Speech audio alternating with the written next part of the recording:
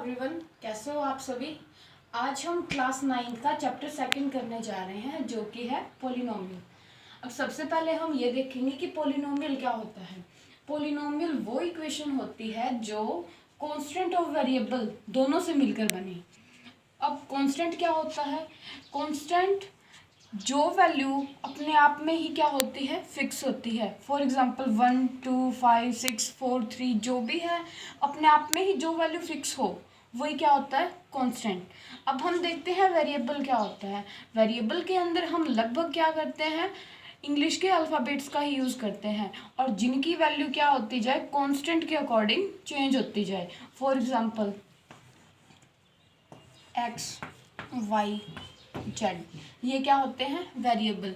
इन्हीं का लगभग हम क्या करते हैं, यूज़ करते हैं और इनकी वैल्यू कांस्टेंट के अकॉर्डिंग क्या हो जाती है, चेंज हो जाती है। तो स्टूडेंट्स हम करते हैं 2.1 एक्सरसाइज। तो question number first,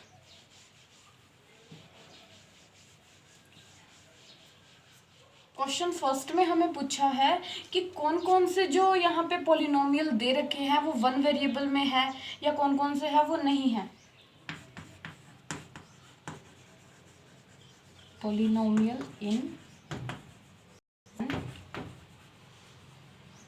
variable. One variable का मतलब क्या होता है कि ऐसी इक्वेशंस जिसके अंदर सिर्फ एक ही वेरिएबल का यूज हो, मतलब स्टेटमेंट के अंदर या पॉलिनोमियल के अंदर सिर्फ x हो या फिर सिर्फ y हो या फिर सिर्फ अकेला z हो, एक ही उसमें अल्फ़ाबेट का यूज़ हो, इसका मतलब वो क्या होगा, वन वेरिएबल में होगा। और सबसे इम्पॉर्टेंट क्या ध्यान रखना है हमें कि उनकी जो पावर होगी वो क्या होनी चाहिए, होल नंबर। फॉर एग्जांपल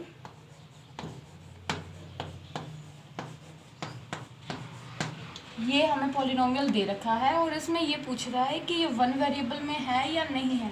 अब हम देखेंगे कि इसमें कितने वेरिएबल का यूज़ हुआ है। यहाँ पे हम देख सकते हैं सिर्फ x है और यहाँ पे भी क्या है, x, मतलब दोनों में वेरिएबल तो एक ही यूज़ हो रहा है।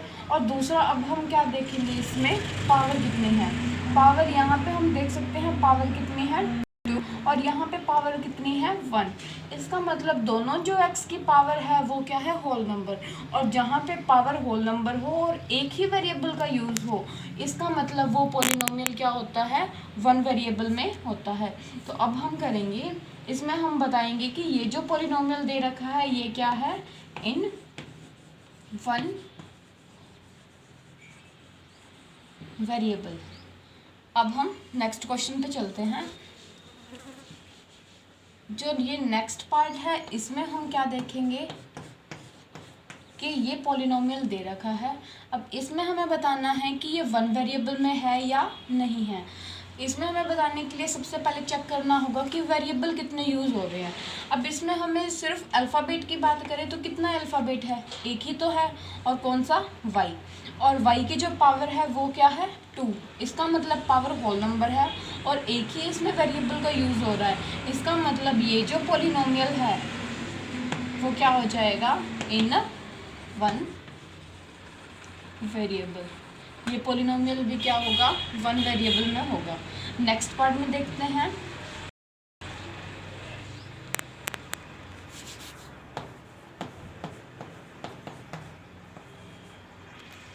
अब इसमें हम देखते हैं कि वन वेरिएबल में है या नहीं है। तो स्टूडेंट्स देखो कि यहाँ पे हमें वेरिएबल तो दिख रहा है, क्या है, t, लेकिन t की अगर हम पावर तो वो क्या है, रूट में दे रखा है। और अंडर रूट का मतलब होता है कि उसकी पावर कितनी है, 1/2, मतलब हाफ। तो इसको हम ऐसे भी लिख सकते हैं 3t और इसकी पावर कितनी हो गई, हाफ, प्लस में 2।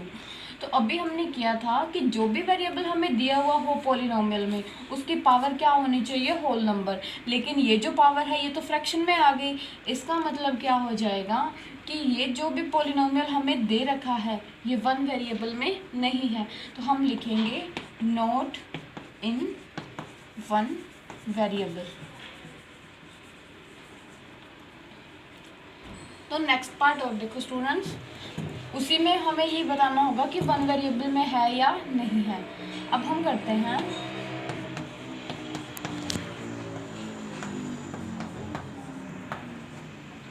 अब अब इसमें देखो वन वेरिएबल में है या नहीं है, तो इसमें अगर हम ध्यान से देखें तो इंग्लिश के अल्फ़ाबेट कितने हैं, एक्स वाई जेड, कितने आ रहे हैं, 3 अल्फ़ाबेट आ रहे हैं। हालांकि इनकी पावर तो होल नंबर है, लेकिन अल्फ़ाबेट कितने हो गए, 3। इसका मतलब वेरिएबल कितने हैं यहाँ पे, 3 वेरिएबल है। तो हम बोलेंगे कि ये जो पॉलिनोमियल दे रखा है ये क्या है, not in one variable, one variable में नहीं है, because there is 3 variables x, y and z।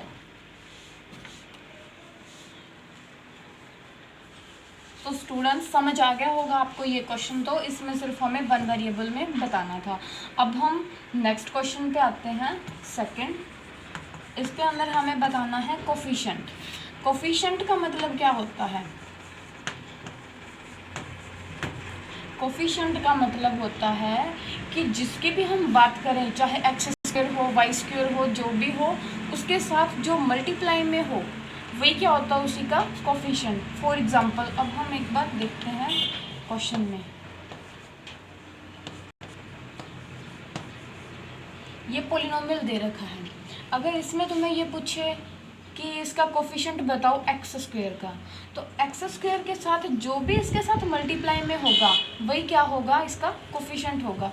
तो एक्स स्क्वायर का कोफिशिएंट क्या बनेगा, एक्स स्क्वायर के साथ तो मल्टीप्लाई में क्या बोलेंगे हम कि 1 है, तो एक्स स्क्वायर का कोफिशिएंट हो गया 1। इसके बाद अगर पूछिए कि एक्स का कोफिशिएंट बताओ, तो एक्स का कोफिशिएंट क्या हो जाएगा, इसमें कितना मल्टीप्लाई में है इसके साथ, 2। तो इसका हम लिखेंगे कि यहाँ पे कितना है, इसका 2 है कोफिशिएंट। तो सेम इसी तरीके से हमें बाकी क्वेश्चंस में बताना होगा। तो देखो इसमें हम लिखते हैं,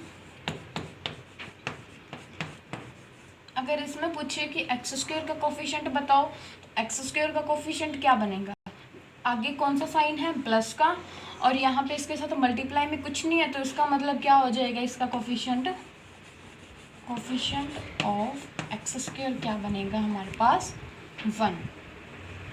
और अगर यहाँ पे हमारे पास प्लस की जगह माइनस दे, अगर यहाँ पे प्लस की जगह माइनस आ जाए स्टूडेंट्स, तो हम क्या करेंगे, कोफिशिएंट अब हम +1 की बजाय यहाँ पे हम क्या लिखेंगे, -1।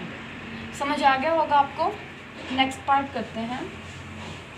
नेक्स्ट पार्ट में भी हमें बताना है कि एक्स स्क्वायर का कोफिशिएंट क्या होगा।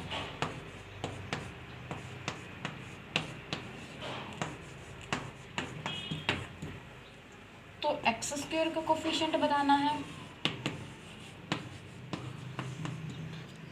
क्या है इसके साथ मल्टीप्लाई में, 5/2।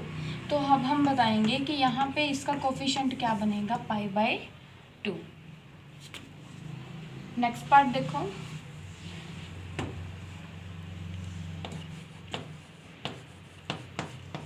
नेक्स्ट पार्ट में हमें स्टेटमेंट दे रखी है √2x प्लस में 1, √2x प्लस में 1। यहाँ से पूछ रहा है कि कोफिशिएंट ऑफ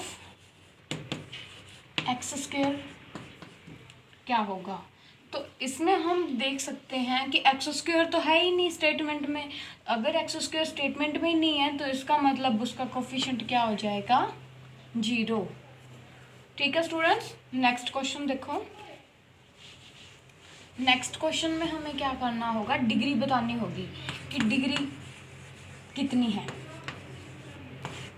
डिग्री बतानी है हमें पॉलिनोमियल की। तो देखो फर्स्ट पार्ट में ये पॉलिनोमियल दे रखा है, जो भी पॉलिनोमियल के अंदर हाईएस्ट पावर होगी, चाहे वो कितने ही वेरिएबल में हो, एक्स वाई जेड, 1 हो 2 हो, जितने भी वेरिएबल इसमें हो, उसकी हाईएस्ट पावर जो होगी वही क्या बनेगी, इसकी डिग्री। तो अब हम देख सकते हैं कि इसमें डिग्री क्या बनेगी, इसकी 4। सेम इसी तरीके से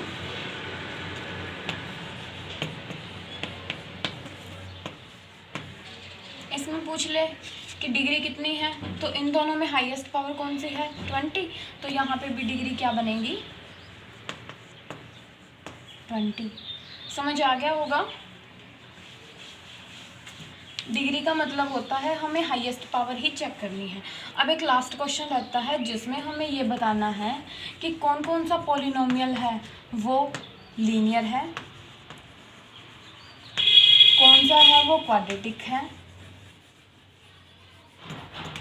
और कौन सा पॉलिनोमियल है वो क्यूबिक में है, ये बताना होगा। तो इसके लिए हम अपनी तरफ से लिखते हैं इसमें।